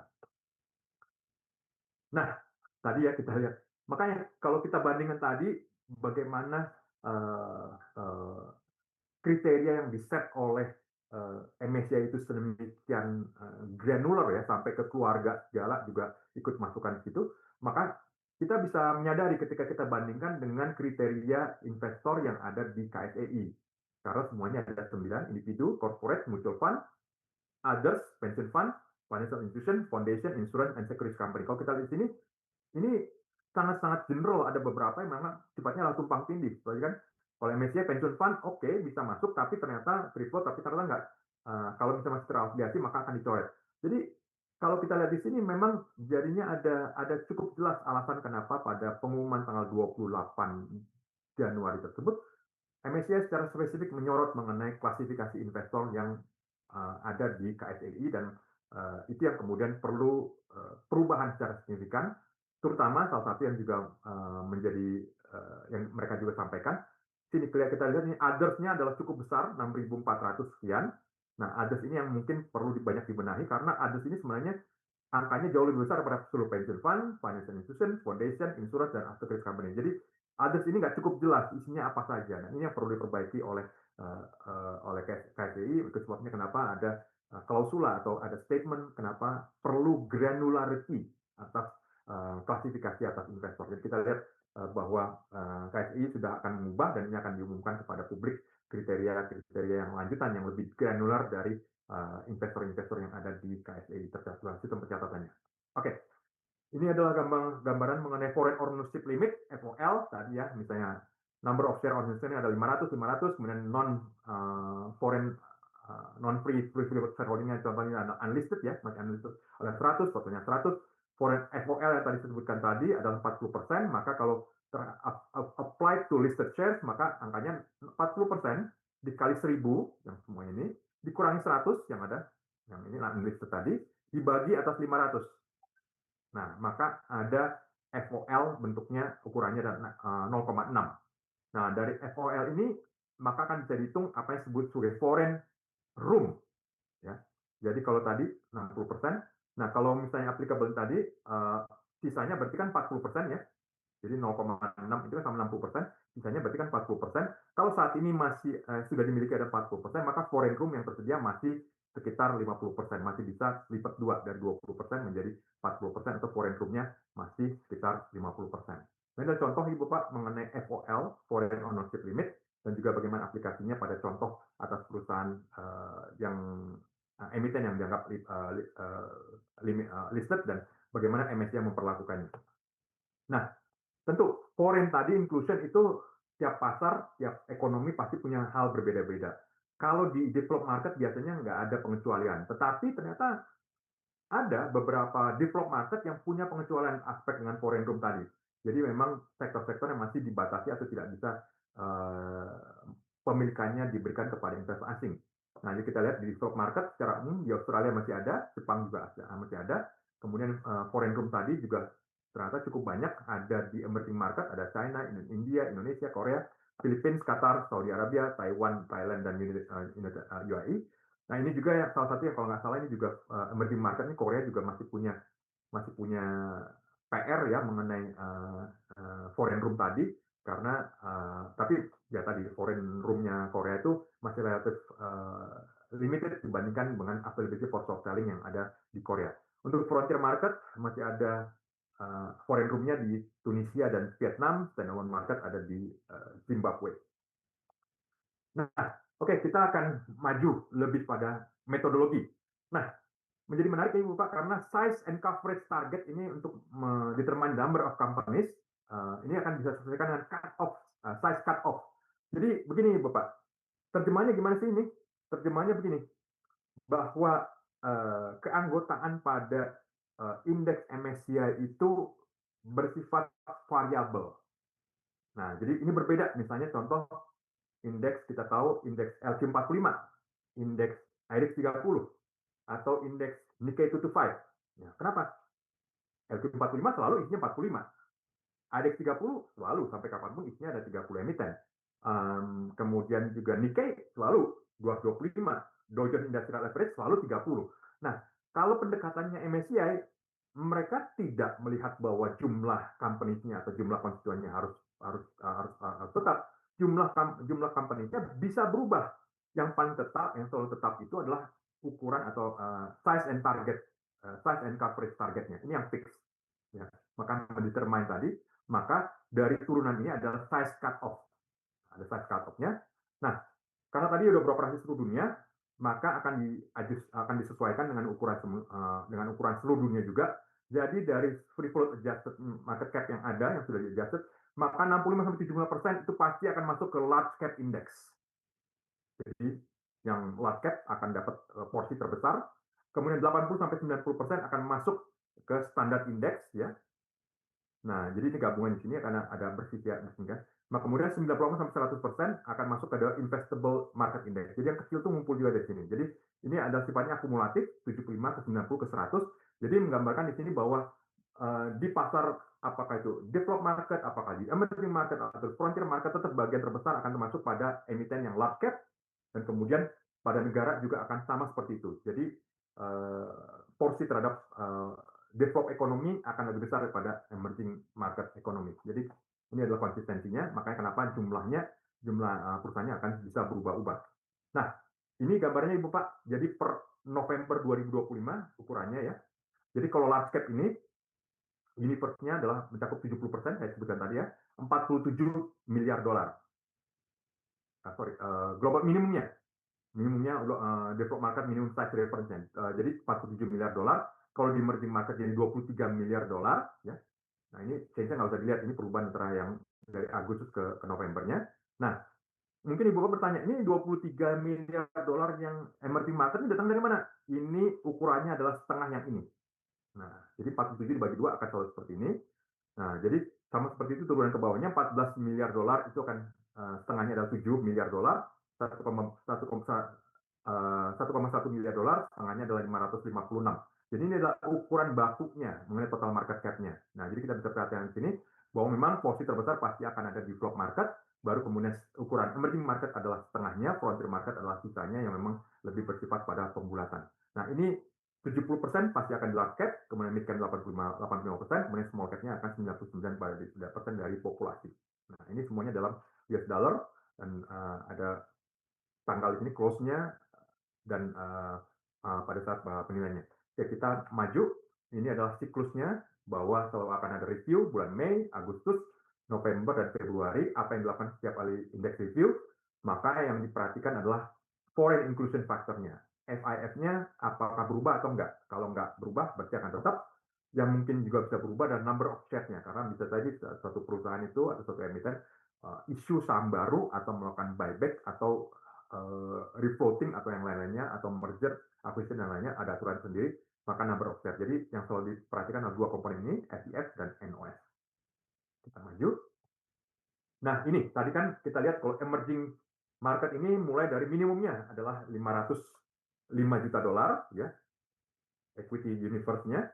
Kalau free float adjusted-nya, maka setengahnya. Setengahnya dari itu, equity universe minimum free float, float adjusted market cap, requirement-nya setengah dari yang ukuran ini. Berarti kalau setengahnya dari 505 adalah sekitar 250-an. Kemudian juga ada minimum liquidity-nya, annualized trading value ratio, 3 dan 12 bulan. Kemudian ada frekuensinya harus diperhatikan konsisten selama sepanjang tahun, ada minimumnya. Ada ATS-nya tadi, foreign inclusion factor, kalau misalnya kurang dari 0,15 pasti akan dicoret, jadi harus lebih besar. Makin terbuka suatu sektor terhadap investor asing, maka angka ATS-nya akan semakin besar. Soalnya di sini adalah minimum length of trading requirement, at least 3 months for small IPOs.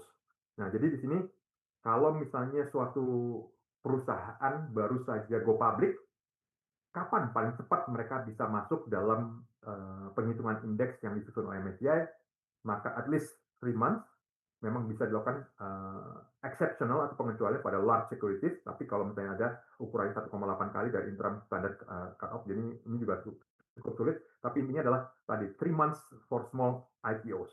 Ya, jadi kalau misalnya kurang dari itu, maka belum bisa langsung masuk ke dalam inclusion. Ini yang membuatnya berbeda dengan misalnya seperti IHSG. IHSG kita tahu Jakarta Composite Index, ada perusahaan atau emiten yang hari ini listing, maka hari ini juga akan langsung ikut dalam penghitungan market cap.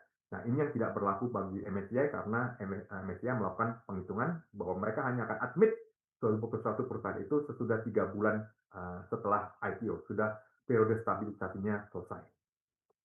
Nah, ini Ibu Pak, ini gambaran ya per November tadi, jadi kita bisa perhatikan di sini, saya gambarkan SIF-nya, Indonesia di antara emerging market, jadi kalau totalnya seluruh emerging market itu ada dari yang besar, standar, dan yang kecil, ukurannya begini ya bacanya Ibu Pak, semuanya ada yang masuk dalam MSCI emerging market ada 5.900, yang dari Asia itu ada sekitar 5.200, bagian terbesar ya. Kemudian dari Middle East dan Eropa itu 478, Latin Amerika 195. Nah, dari semua ini yang paling besar, paling banyak kepesertaannya dari China 3.400, India 705, Indonesia ada 83. Nah, mungkin angkanya bisa berubah, tapi kira-kira ini per cut-off 2025 bulan November ada 83. Nah, ini termasuk yang kecil-kecil, tapi sudah memenuhi tadi market cap-nya di atas 200 juta dolar, 250 juta dolar. Nah, kalau kita lihat ini di atas ini yang masuk dalam standar dengan cut-off-nya di sini 4 billion dolar ya, market cap-nya di atas 4 billion dolar, ada 21 perusahaan, 21 emiten. Jadi kita lihat dari 83 ke 21 ini berarti ada sekitar 60-an lah, hampir 60-an yang memang relatif ukurannya kecil. Nah, kalau di Thailand itu berarti ada 70-an lah kira-kira yang ukurannya kecil. Kemudian di sini Malaysia lebih banyak lagi yang ukurannya kecil. Jadi kalau di sini Indonesia dibandingkan Filipina misalnya masih lebih banyak Indonesia yang di ukuran standar. Nah, kita lihat di sini yang paling banyak tentunya ya China, ada India mengikuti. Nah, yang masuk dalam large cap ini adalah kriterianya harus di atas 14 billion dollar cut off-nya. Nah, di sini Indonesia ada 11 anggotanya, di sini Thailand ada cuma 9, Malaysia ada 5, Filipina ada 3. Jadi kita relatif besar di large cap-nya. Memang masih lebih kecil dibanding Korea yang tadi saya sebutkan, ada Taiwan 24, ada India 92, China yang besar-besar, teman sayangnya ini banyaknya adalah state enterprises, ada 211. Nah, kita bisa turunkan ke bawah di sini ada Saudi Arabia ada 17, yang large cap-nya, Uni Emirat Arab 10 dan seterusnya. Dan ternyata kita juga menemukan bahwa Egypt atau Mesir itu nggak punya large cap-nya. Jadi mereka cuma punya satu perusahaan di standar dan 8 lainnya, kalau digabungkan 1 tambah 8 jadi 9 ada di small cap. Jadi mereka sebenarnya in the border. Nah, ini yang sebenarnya kalau dalam diskusi saya sampaikan saya tanya ke MSCI, ini kalau kayak gini bukannya Egypt itu lebih mungkin jatuh ke frontier? Ya, kalau memang mereka nggak ada perbaikan ke depannya, mungkin mereka akan bisa masuk ke frontier karena membership mereka relatif sangat kecil sehingga nggak cukup representable dibandingkan market yang lain. Bagaimana Brazil, kita lihat di sini dengan Meksiko dan seterusnya, maka ini kita bisa lihat bahwa sebenarnya Indonesia punya ruang ya untuk bisa punya presence lebih besar. Ya, ini tergantung pada kita ingin supaya lebih besar lain. Karena memang Indonesia pada dasarnya punya peers yang lebih dekat ke arah misalnya Brazil dan Meksiko atau ke Uni Emirat Arab atau yang lainnya ketimbang di level ASEAN. Tapi kembali lagi ini yang perlu kita jadikan ikhtiar ke depannya bagaimana supaya setidaknya di emerging market kepersertaan Indonesia bisa menjadi lebih besar. Kita maju. Nah ini tadi ya yang saya sebut sebagai 5 step tadi, 5 langkah tadi. Global opportunity, oke, all eligibility equity listed in Bursa Efek Indonesia.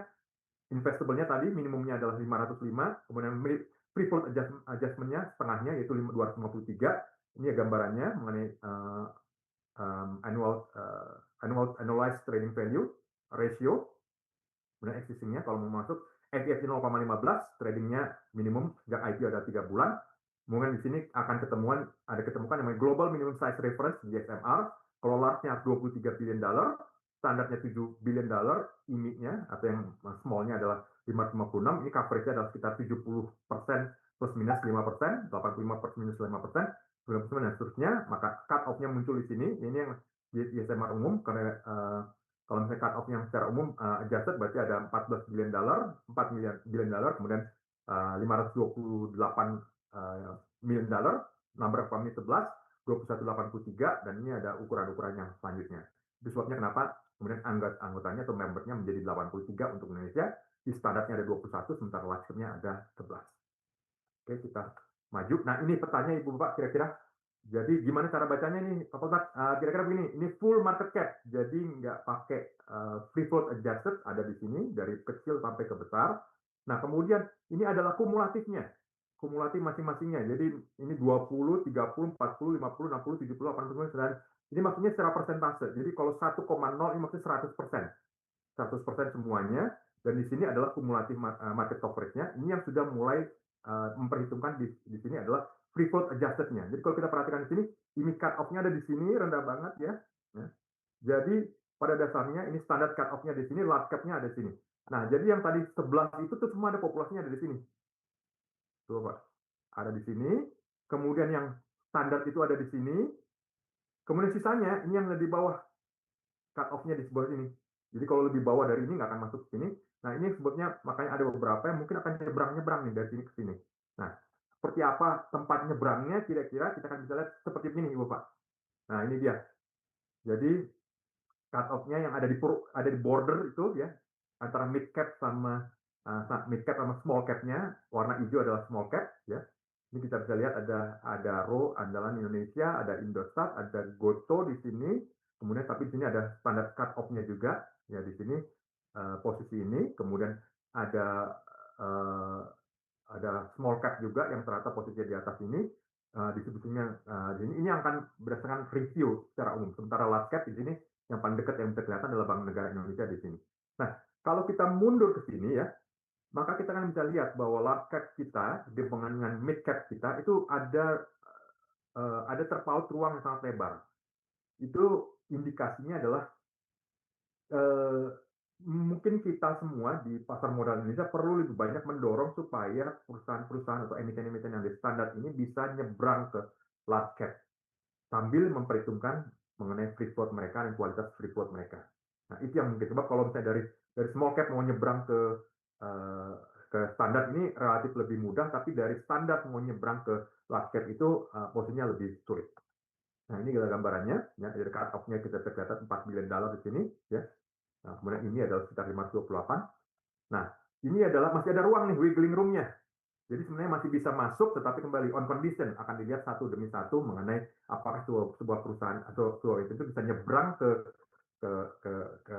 mid cap atau bisa nyebrang dari mid cap-nya sampai ke large cap akan sangat tergantung pada ukuran tersebut. Ini global minimum size review GSMR ya. Masih ada wiggling room 15% ke atas, 15% ke bawah.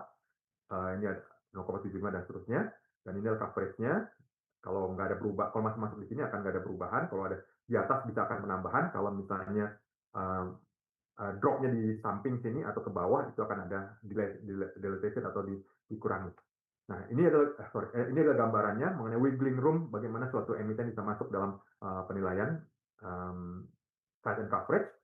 Nah, ini adalah gambaran mengenai posisi per bulan Januari 2026, ada 18 ya, untuk 85%. Jadi ini adalah market cap, ini MSCI Indonesia Index, nilai performanya sepanjang waktu, dan kemudian kita lihat di sini memang ketika dihitung berdasarkan US dollar, maka warna biru ini relatif flat, tetapi memang ini juga perlu dibandingkan dengan berbagai negara. Kalau kita lihat ini all country in the world kok naiknya tajam banget. Nah, kalau pertanyaannya kenapa naiknya tajam banget, karena memang di sini valuasi atas saham-saham tech stock tech stock itu cukup dominan, sementara di level emerging market ini menjadikan ada kenaikan seperti ini karena memang ada Korea Selatan dan Taiwan juga naiknya cukup tajam selama beberapa waktu lalu. Dan kalau kita lihat di sini ada kenaikan cukup tajam juga di beberapa waktu yang lalu terkait dengan inclusion atas China, atas share A level. Oke, kita maju. Ini gambarannya Ibu Pak, ada 18, yang largest-nya adalah threshold seperti ini, dan ini adalah bobotnya. Ada Bank BCA, ada Bank BRI, Mandiri, Telkom, dan seterusnya, meliputi 82%. Free float adjustment-nya ada di sini, ya. Free float market cap adjusted, berarti udah ya, adjusted free float. Nah, ini menggambarkan, ini masuk yang saya pertanyakan waktu itu ke MSCI. Apakah memang MSCI melakukan pembobotan berdasarkan sektoral? Saya tanya, karena kalau kita lihat di sini ternyata lebih dari hampir 50% bobot dari MSCI Indonesia itu ternyata ada di saham-saham sektor finansial, dalam hal ini bank. Nah, saya dapat jawaban dari MSCI, mereka tidak melakukan pembagian berdasarkan sektoral. Jadi kalau misalnya dalam MSCI Indonesia itu nggak ada real estate, karena memang simply memang nggak ada market cap dan free float adjusted market cap yang memang nggak sampai masuk dalam kriterianya MSCI. Jadi mereka nggak memperhatikan sama sekali mengenai sektornya. Jadi as is apa adanya. Nah, ini mungkin jadi penting Ibu Pak. Kenapa sih kok investor internasional menggunakan pedoman MSCI? Ya tadi alasannya kita udah lihat awal-awal bagaimana kesulitannya investor institusi akan nyebrang lintas wilayah kalau mereka tidak sulit untuk bisa menentukan bagaimana performanya, kemudian terkait dengan tingkat inflasi, terkait dengan nilai tukar dan lainnya, termasuk juga likuiditas dan availability for investment. Tapi kita akan bertemu di sini kenapa ini menjadi signifikan? Karena ini Bapak, investor global itu terbagi banyak, tapi dana pensiun global dari 22 ekonomi dunia itu memiliki dana kelolaan sekitar 58 triliun dolar pada akhir 2024. Nah, sementara OECD itu secara agregat dana pensiun global OECD itu memiliki dana kelolaan 69,8 triliun. Ini kok udah pakai triliun masih dolar pula. Nah, jadi ini gambarannya Ibu Pak, kalau misalnya orang tanya, apakah dunia kekurangan uang? Enggak. Dunia itu nggak kekurangan uang. Uang itu banyak banget. Tapi mereka punya masalah dengan kepercayaan. Nah, jadi kalau misalnya kita bisa amanah menjaga kepercayaan, maka kita secara prinsip nggak sulit untuk bisa dapat uang yang ada teralokasikan secara global. Nah, itu baru tadi dana pensiun, asuransi punya 42 triliun dolar, jadi cukup signifikan. Jadi cukup jelas ya bahwa kenapa dana pensiun negara-negara ekonomi maju itu punya ukuran signifikan dan berpengaruh pada investasi global. Tadi ya, memang mereka juga punya kesulitan, tapi mereka akan pakai alat bantu. Siapa yang menyediakan alat bantu? Yaitu MSCI dan FTSE.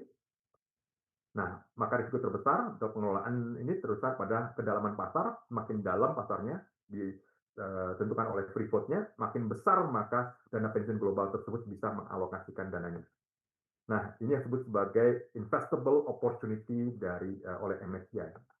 Nah, Ibu Pak, kita bisa perhatikan di sini 22 top 22 pensiun market by asset size. Jadi Amerika itu 44 triliun sendirian, Kanada 3 triliun, Jepang 3,3, UK 3 triliun, dan seterusnya, semuanya tadi 68. Jadi intinya adalah dana pensiun global itu punya banyak sekali uang yang perlu diinvestasikan di pasar modal, baik itu equity maupun juga fixed income, dan ukurannya sangat besar. Tapi mereka akan lebih hati-hati melakukan standar yang mereka dapat percaya untuk bisa berinvestasi di suatu emiten. Jadi ukurannya, kita bicara soal 44 triliun dolar hanya dari top 22. Nah, ini adalah gambarannya.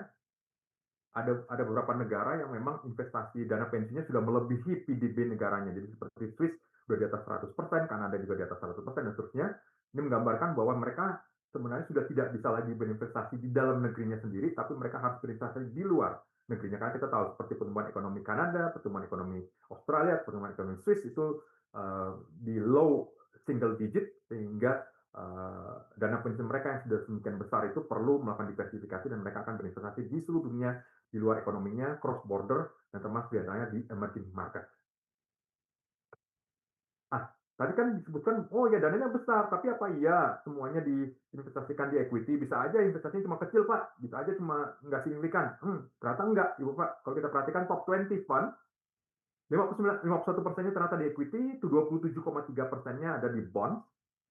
Kalau di weighted average, justru angkanya makin naik, yaitu 53,1% di equity, kemudian di bond adalah sekitar 30%, alternatifnya 17%. Itu sebabnya maka bisa disimpulkan bahwa dana pensiun global sebenarnya sangat tertarik untuk berinvestasi di equity di berbagai tempat di dunia, termasuk di emerging market, dengan syarat bahwa acuan yang digunakan untuk bisa berinvestasi di sana adalah acuan yang standar dan bisa diperbandingkan antara satu dengan lainnya.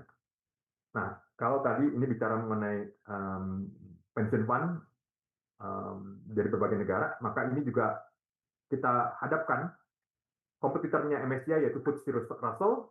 Siapa yang memilikinya? Kalau ownership-nya independen karena dia listed companies. Kalau misalnya FTSE Russell dimiliki oleh London Stock Exchange Group, jadi bursa London.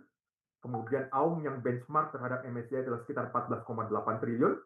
Kalau FTSE Russell 23,5 triliun. Loh, kok lebih gede FTSE ya? Oh, jangan lupa Ibu Bapak, karena FTSE Russell ini juga bagian cukup besar di sini bukan terkait dengan equity, tetapi terkait dengan fixed income. Ini kekuatannya FTSE Russell. Nah, sementara MSCI kekuatannya international emerging market, sementara FTSE Russell US domestic dalam ini Russell Index Amerika dan fixed income. Indeks yang paling terkenal MSCI World, MSCI Far East, sama emerging market, FTSE 100, Russell 2000, WGBI atau World Global Bond Index. Reputasinya premium, lebih mahal buat subscribe-nya. ESG leader, sementara FTSE dianggap lebih komprehensif, cost effective, dan bond leader. Jadi masing-masing punya kekuatan sendiri-sendiri. Nah, inilah evolusi. Jadi bobotnya Indonesia dulu pernah cukup tinggi, sekitar 2,5, kemudian naik, kemudian turun lagi, kemudian pernah di sekitar 1% lebih tipis, kemudian naik lagi, kemudian pada 2021, dan kemudian turun lagi, dan ini posisi saat ini. Nah, jadi memang ini ada banyak gejolak di sini, karena kita lihat di sini ada China inclusion, itu berpengaruh, kemudian memang nggak ada IPO yang cukup besar, itu juga berpengaruh, ketika ada IPO ada kenaikan, dan seterusnya. Nah, ini yang saya sebutkan tadi, 52% bobot Indonesia adalah terkait dengan finansial, yang lainnya relatif kecil. Nah, ini for November 2015 dulu ada 30 konstituennya konstituennya MSCI Indonesia, sementara sekarang tinggal 18. Jadi turun dong, iya, dari 30 menjadi 18. Bobotnya gimana? Bobotnya juga turun dari untuk emerging market dari 2,31 ya menjadi 1,14%. Dari all world dari 0,24 menjadi 0,12. Tetapi memang total market cap-nya sebenarnya mengalami kenaikan. Jadi intinya di sini kalau kita ingin supaya inclusion kita makin banyak, maka kita perlu melihat resepnya apa. Pertama, free float harus naik bagi market cap yang cukup besar, IPO-nya cukup berbobot cukup besar sehingga bisa ada supply baru, dan dengan cara seperti itu maka bobot Indonesia ke depannya akan bisa lebih meningkat dibandingkan posisi sekarang ini. Ini sekedar kilas balik tahun 2014 seperti apa. Nah, ini anggota-anggotanya bobotnya seperti apa yang ada di MSCI Indonesia tahun 2014. Jadi kita bisa lihat di sini ada Astra International, ada Bank BCA, ada BRI, Telkom, Mandiri, Perusahaan Gas Negara, Unilever, dan seterusnya, sampai dengan Bukit Asam yang posisinya paling kecil pada tahun 2014, dan sekarang ini anggotanya menjadi lebih sedikit karena memang misalnya seperti Global Mediacom, ini ada restriction atas foreign ownership atas media, maka akan kena FIS-nya, foreign inclusion-nya akan terdiskon sehingga mereka nggak bisa masuk ke dalam penghitungan secara umum. Nah, ini yang mungkin bisa menjadi refleksi kenapa kok tiba-tiba di tahun 2026 ini atau sebenarnya awal 2026 ini terdapat teguran kenapa market Indonesia dianggap berbeda, karena kalau kita lihat dari tahun 2010 antara MSCI Indonesia dan Jakarta Composite Index pada dasarnya masih MSCI Indonesia masih lebih perform di atas ya secara indeksinya, sama seperti naik turun dan seterusnya. Tetapi yang menjadi unik adalah tahun 2025 ini terjadi penurunan, tapi ada pola di sini bahwa IISG Jakarta Composite ini ternyata sudah bisa melampaui dari MSCI Indonesia, dan ketika gap-nya makin melebar, ini yang menjadi permasalahan bagi banyak pihak. Itu yang sebutnya tadi. Ini IISG atau Jakarta Composite Index ini cuma isinya apa aja nih. Lebih banyak didorong oleh saham-saham yang secara free float adjusted ternyata nggak sesuai dengan kriteria MSCI. Itu sebabnya kenapa MSCI menyampaikan, karena seperti tadi, MSCI punya kepentingan supaya investasi atas indeks yang ada di Indonesia dan di berbagai pasar lain itu objektif adjusted terhadap free float, dan ini yang mereka tidak lihat atas IISG atau Jakarta Composite Index. Ini gambaran mengenai Indonesia dibandingkan negara-negara berkembang di sekedar threshold-nya dan akumulasi ke depannya. Ya. Nah, ini tentu pertanyaan, gimana Indonesia bisa meningkatkan alokasinya? Satu, peningkatan free float, terutama pada emiten-emiten yang kapitalisasinya besar. Kita tahu tadi kan ada kapitalisasi, ada cut off-nya di sekitar 500 juta dolar. Jadi kalau di bawah 500 juta dolar, yang mau free float-nya berapapun juga MSCI nggak akan ngelirik gitu. Tapi kalau emiten dengan kapitalisasi besar di atas 500 juta dolar, free float akan menjadi cukup berpengaruh. Kemudian di sini IPO dengan free float yang lebih besar itu akan lebih efektif untuk meningkatkan inklusi dibandingkan IPO yang kecil atau free float-nya rendah. Nah, ini perlu ada peningkatan likuiditas pasar, perbaikan infrastruktur, ya, penurunan ukuran lot, kemudian bid-ask spread, kemudian market impact, ketersediaan block market, ini yang saat ini kita juga lihat kan. Kemudian ketersediaan short selling, kemudian hedging dalam hal ini derivatif itu termasuk yang menjadi berpengaruh. Aturan mengenai liquidity provider itu juga itu termasuk di dalam bagaimana Indonesia bisa meningkatkan alokasi di free float. Nah, di sini perbaikan atau disclosure ini juga menjadi penting karena pelaporan ini menjadi penting ya Ibu Pak. Jadi kalau misalnya beberapa waktu lalu saya sempat mendengar bahwa apakah MSCI itu menerima suggestion dari berbagai pihak? Enggak. Secara umum MSCI menyatakan bahwa mereka hanya bisa melakukan penilaian hanya atas informasi-informasi yang tersedia secara publik tanpa restriksi. Jadi kalau misalnya pengumuman mengenai 1% yang non-disclosure tadi itu diumumkan di websitenya Bursa Efek Indonesia atau websitenya KSE atau manapun, itu memang harus bisa tersedia kepada setiap pihak. Jadi nggak boleh itu pakai misalnya berlangganan atau hanya tersedia pada beberapa pihak yang tidak bisa diakses. Jadi harus tersedia, dan ini syarat berikutnya harus data tersedia dan secara digital ya, dan juga otomatis, jadi bisa diupdate secara kontinu. Nah, ini yang menjadi syarat dari MSCI.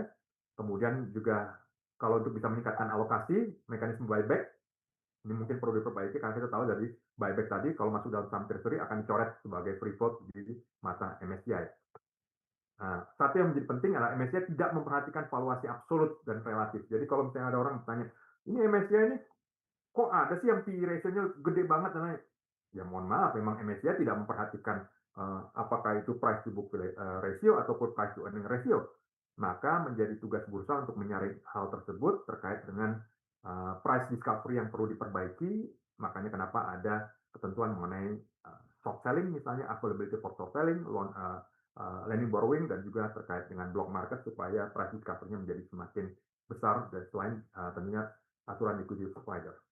Nah, ini ya yang saya kutip ya dari dokumen tahun 2021, apa saja yang perlu diperhatikan Indonesia untuk bisa meningkatkannya: equal right to foreign investor, foreign exchange market liberalization level terkait dengan rupiah, ada information flow, bahwa detail stock market information not always disclosed in English.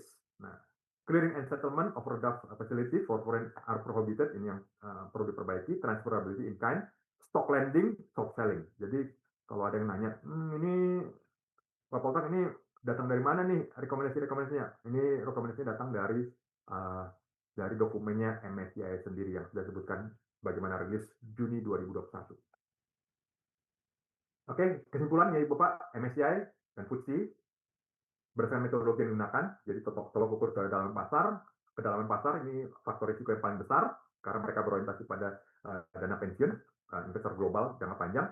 Ada bentuk pasif dan aktif investment yang juga menggunakan tolok ukur sebagai MSCI dan FTSE sebagai pembanding. Bagi Indonesia kita perlu banyak meningkatkan transparansi dan perbaikan atau klasifikasi pemilikan saham.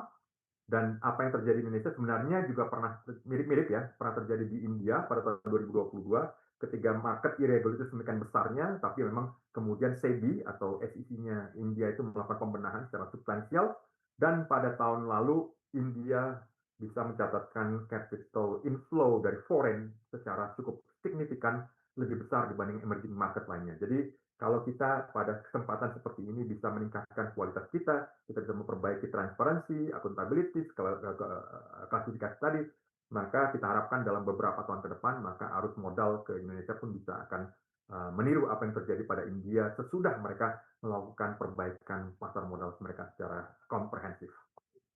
Oke, itu Ibu Bapak yang bisa saya sampaikan. Mudah-mudahan memang sangat teknis ya Ibu Bapak, tapi kembali lagi ini yang mungkin bisa jadi resep-resepnya Bu Lili ya. Resep-resep ini kalau kita mau naikin nih akan bisa seperti apa, kalau kita naikin kita dapatnya apa gitu kan. Nah itu jadi penting karena semua kan bertanya, nah what's in it for me, saya dapat apa nih. Nah kalau misalnya ternyata lebih banyak inclusion kita, lebih banyak investor institusi bisa berperan, ini masuk yang saya sampaikan ke teman-teman di Dana Pensiun Indonesia ADPI. Bapak Ibu sebenarnya kan nggak ada